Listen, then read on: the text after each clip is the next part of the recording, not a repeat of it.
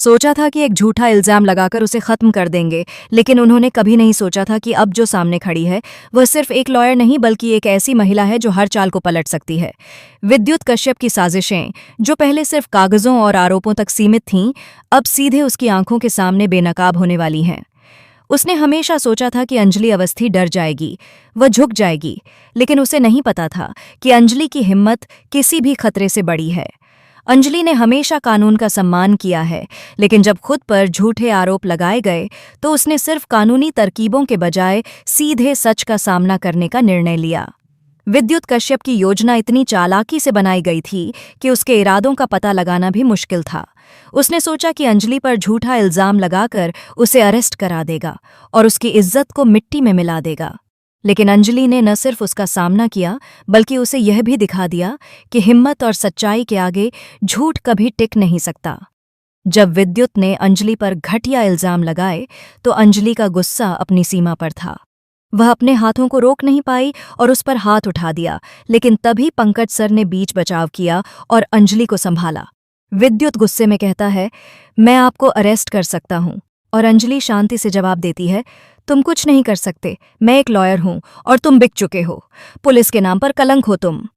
विद्युत को लगा कि उसने सब कुछ पहले ही प्लान कर लिया है।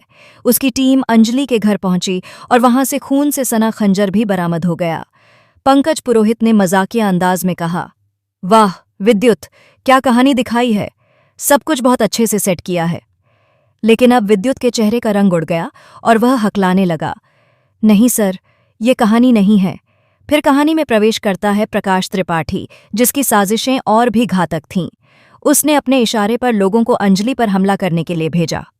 भीड़ ने चिल्लाना शुरू कर दिया, अंजलि ने खून किया है, और वह उसे घेरने लगी। सवाल यह उठता है कि जिनके पास समय नहीं था, वे लोग अचानक वहां कैसे पहुंच गए। यह सब योजना का हिस्सा था और यह दिखा रहा था कि कितनी बड़ी साजिश रची जा रही थी। पंकज पुरोहित ने चेतावनी दी, आप फंस चुके हैं, एडवोकेट अंजलि अवस्थी, आपको लंबी सजा होगी। लेकिन अंजलि ने हार नहीं मानी।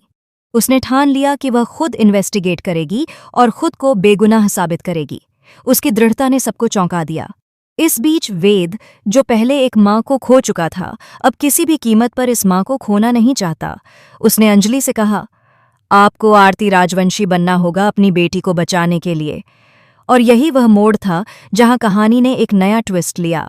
अंजलि को पता चला कि आरती ही उसकी अपनी बेटी है और वही उसे फंसाने का खेल खेल रही है। वेद के पास आरती के खिलाफ सबूत हैं और वह उसे सामने रखता है। अंजलि हैरान और टूट चुकी थी, लेकिन अंदर से मजबूत थी। वह जानती थी कि अगर उसने अब कदम नहीं उठाया तो उसकी बेटी और खुद उसकी जिंदगी खतरे में पड़ सकती है। उसने फैसला किया कि वह वेद का साथ देगी और आरती के जाल को बेनकाब करेगी। रात का समय था जब आरती पार्टी के लिए बाहर निकलती है। गौरव सिंह राजपूत ने उसकी तस्वीर खींचकर वेद को भेज दी। अब घर में जो भी आएगी उसे अंजलि और आरती के बीच आना होगा। यह वह पल था जब सब कुछ खुलकर सामने आने वाला था। अंजलि ने अपने अंदर की ताकत को महसूस किया। उसने समझा कि यह सिर्फ कानून की लड़ाई नहीं है, यह अपनी बेटी और अपनी इज्जत के लिए जंग है। उसने हर उस सुराग को इकट्ठा करना शुरू किया जो उसे आरती की असलियत तक ले जा सके। हर झूठ, हर चाल और हर साजिश का पता लगाने के लिए उसने खुद को पूरी तरह समर्पित कर दिया। वेद भी अब पूरी तरह से अंजलि के साथ खड़ा था। उन्होंने मिलकर योजना बनाई कि कैसे आरती और उसके साथियों की साजिशों को बेनकाब किया जाए। हर कदम पर खतरा था, हर मोड़ पर धोखा था, लेकिन अंजलि और वेद ने हार नहीं मानी। अंजलि ने आरती के दोस्तों और सहयोगियों की हर हरकत पर नजर रखनी शुरू कर दी। उसने देखा कि कैसे आरती ने लोगों को अपने इशारे पर काम करने के लिए तैयार किया है। उसने उनकी चालों का पूरा हिसाब रखा और हर छोटी सी छोटी गलती को नोट किया। यह सब एक लंबी जंग का हिस्सा था, जिसमें जीत केवल उन्हीं की होगी जिन्होंने धैर्य और साहस दोनों दिखाया। एक तरफ अंजलि अपने कानूनी ज्ञान और साजिश समझने की क्षमता का इस्तेमाल कर रही थी, वहीं दूसरी तरफ वेद ने अपनी ताकत और रणनीति के बल पर सुरक्षा सुनिश्चित की। उन्होंने मिलकर एक ऐसी रणनीति बनाई जिससे न सिर्फ आरती का जाल फटा, बल्कि उसके साथ जुड़े सभी लोग भी बेनकाब हुए। इस बीच अंजलि ने खुद को तैयार किया कि अगर जरूरत पड़ी तो वह आरती की तरह छद्मवेश में काम करेगी। वह जानती थी कि कभी-कभी सच्चाई को सामने लाने के लिए खेल में उतरना ही पड़ता है। अंजलि ने हर कदम सोच समझकर उठाया और हर फैसले में अपनी बेटी की सुरक्षा को प्राथमिकता दी। वास्तव में यह सिर्फ एक व्यक्तिगत लड़ाई नहीं थी, यह न्याय और सच्चाई की लड़ाई थी। अंजलि ने देखा कि कैसे झूठ और धोखा किस तरह से परिवारों को तोड़ सकते हैं, लेकिन उसने यह भी साबित किया कि अगर हिम्मत और ईमानदारी साथ हो तो कोई भी साजिश टिक नहीं सकती। जैसे जैसे कहानी आगे बढ़ती है, अंजलि की हर चाल ने विद्युत, प्रकाश और आरती के खेल को उलझा दिया।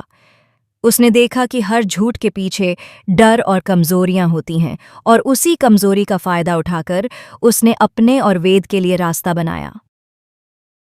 अब सवाल ये है कि क्या अंजलि आरती बनकर किन्नी और युवराज की साजिश का पर्दाफाश कर पाएगी? क्या वह अपनी बेटी और अपने परिवार को बचा पाएगी?